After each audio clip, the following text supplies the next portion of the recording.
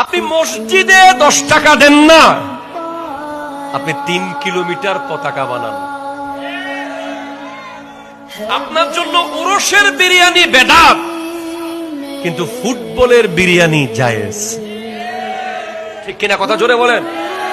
আপনার খতিব যদি মসজিদে 10 মিনিট বেশি ওয়াজ করে, আপনি ঘড়ির কাঁটাকে মনে হয় এখন ভেঙে ফেলবেন, এমন চোখ লাল করে তাকান, অথচ আপনি 90 মিনিট খেলা দেখার পর আরো 30 মিনিট, আরো 15 মিনিট প্রস্রাব পায়খানা বন্ধ করে যখন দাঁড়িয়ে থাকেন, তখন বিবেককে প্রশ্ন করতে হয়, আপনি কি মুসলমান নাকি ইহুদি?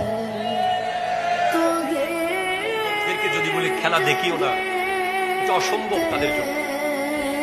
আমি এতটুকু বলবো, এমন উন্মাদনা করবেন না, এমন লম্ফঝম্ফ করবেন না এই মাসে, কারণ এটা হলো কারবালা।